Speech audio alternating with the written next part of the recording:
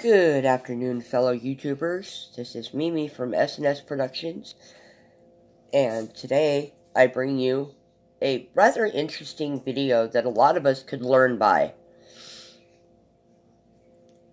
about endurance and perseverance,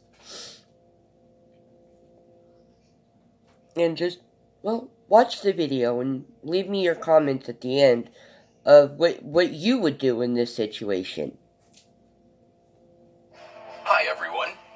It happens very rarely, but people survive even very serious airplane crashes. Sometimes they survive with serious physical and psychological consequences, and sometimes with an incredible will to live. A young woman named Juliana Koepcke survived after falling 3,200 meters out of an airplane. What did she do after she regained consciousness, and what trials did she undergo? This is what we will talk about. Juliana Koepcke was born on October 10, 1954, to a family of German immigrants. The girl was raised and developed like any child. She went to kindergarten, school, had friends, and first dates. She spent a lot of time with her mom, who worked as a biologist, but her dad often traveled for work. When Juliana was 17 years old, her mother suggested taking a trip to Koepcke, where her father was working at the time. The plane had 86 passengers and 6 members of the crew on board. There was a small delay because of the weather conditions in the Andes, but after a wait time of a couple hours, the plane received permission to take off. The 47-year-old Maria and her 17-year-old daughter Juliana did not know what was coming. Flight number 508 took off from Lima around noon, and after rising to a height of 6,400 meters, headed for the mountains. Later, Juliana revealed that the first half hour of the flight was absolutely normal, and nothing foreshadowed the troubles ahead. When the plane crossed the Andes, there were thunderclouds ahead, which was a normal phenomenon in the region. Of course, it would have been smarter to fly around the thunderstorm, but the pilots likely wanted to finish the flight sooner in order to get back to their families, or maybe they simply relied on their experience and underestimated the power of the elements. They decided to fly straight through. Juliana remembers that suddenly the clouds became thick and dark and there was severe turbulence. Then, the irreparable happened. Lightning struck the engine, which exploded as a result. The right wing of the plane began to burn. This damaged the integrity of the lining of the plane. Of course, the crew made every effort to control the plane, but the conditions of the severe turbulence created an overload that damaged the left wing as well. The plane literally began to fall apart in the air, and because it was out of control, began to spin. The fate of the airplane was decided. Flight number 508 fell to the ground.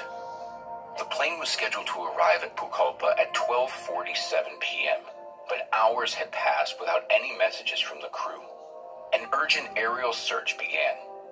The situation was complicated by the fact that the airplane pieces did not break the trees upon falling, but simply disappeared into the jungle. It was very hard to notice them from the air, and a small fire was quickly put out by the heavy rain. The search was complicated further by the fact that it was unknown in which region the airplane disappeared. Many assume that the plane fell in a central region of the Andes after crashing into the mountains. After a couple days, the search for the missing people stopped. Nobody had any doubts that after such a crash, there would be no survivors. However, people are sometimes gravely mistaken. It so happened that during the plane's fall, at a height of 3,200 meters, Juliana was thrown out of the plane while still strapped into her seat. Juliana later said that her last memories were of an explosion, a burning airplane wing, and an unnaturally calm voice of her mother saying, "That's it. This is the end. Everything is over." A sudden jerk, a free fall together with her seat, and a crushing blow. It is terrifying to even imagine the emotions that she experienced at the time. As it turned out, Juliana fell into the Amazon rainforest and lay unconscious until the next morning. She regained consciousness because of severe nausea and a headache. Her whole body was covered in cuts, and she did not have enough energy to even unfasten her seatbelt. At the time, the only thing that Juliana could clearly understand is that she was alive. The airplane seat to which she was attached glided instead of free falling to the ground, which broke the fall. In this way, fate gifted Juliana another birthday, but this was only the beginning of her difficult journey of survival. Juliana looked around. There was nobody in sight.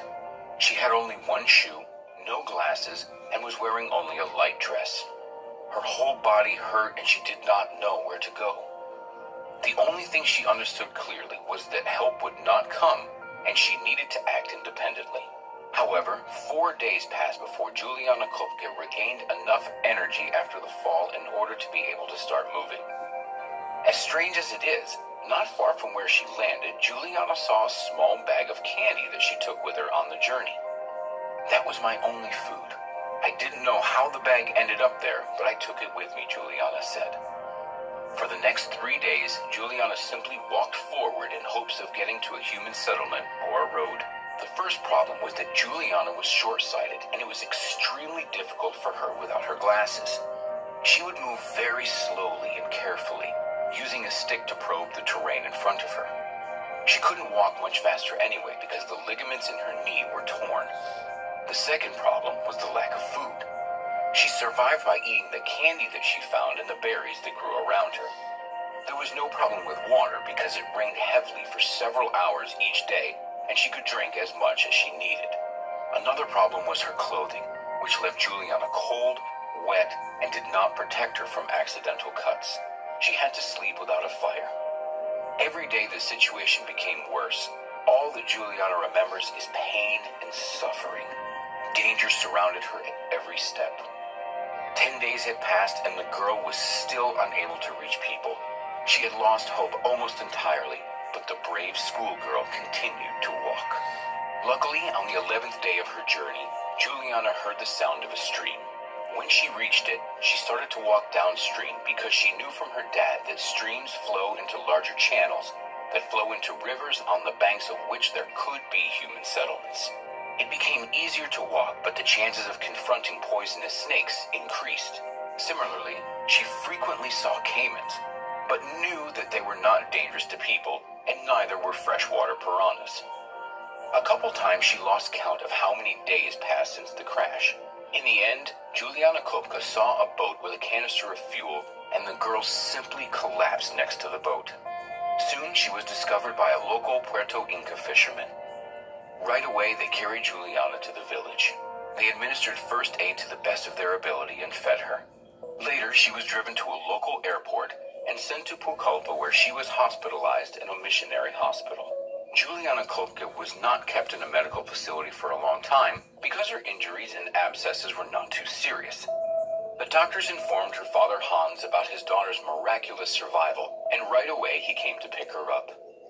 Because of Juliana's testimony, rescue workers were able to launch a large-scale search operation involving many airplanes, but unfortunately, nobody was able to be found. At first, the girl suffered from nightmares about that ill-fated day. Juliana couldn't understand why. Out of so many people, she was the sole survivor. But despite everything she went through, the girl did not start to fear flying and did not give up on her dream of becoming a zoologist and studying the jungle. Later, as always, the girl was swarmed by journalists and screenwriters who made the first and then the second movie about what happened. And I must admit that each of the movies deserves attention. After some time, when Juliana Koepcke was 57 years old, she published a memoir with a romantic title, When I Fell from the Sky. For the past 10 years, she has been living close to her children and grandchildren and working at a library part-time. She enjoys spending time with her readers and telling them the story of her miraculous survival. What else can I add? The fact that Juliana survived such a serious crash is a real miracle. However, the fact that she found the strength to keep walking despite all of her injuries points to nothing else but her strength of character. Juliana said, "After everything I lived through, I started looking at my life completely differently. It's important to value each day and moment that you are alive because none of us knows when or where our lives will end. So just be happy right now and never give up even if it feels like it's over." Truly, no matter how hard it is important to always be able to have willpower and to move forward. When people persevere through all of their trials, that's when they begin to understand the true meaning of life. Well, that's all, friends. If you liked our video, please subscribe to our channel and don't forget to give it a like. Thanks for watching. Well, this goes out to everybody out there that goes through trials and tribulations every day. You don't have to fall from a plane to deal with trials and tribulations. We deal with trials and tribulations every day by waking up. Some more so than others. So if you think that she was right, let me know. If you would have gave up, which there's a lot of people out there that would have, they would have lost that hope. And they would have just stayed in the jungle and died.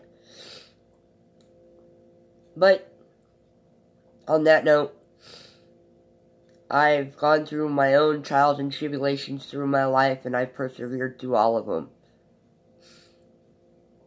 And you know what? I wake up every morning thankful that I have loved ones, people around me that care about me, and that love me for who I am. So on that note, please like and subscribe, and y'all have a good day. This is Mimi from SNS Productions.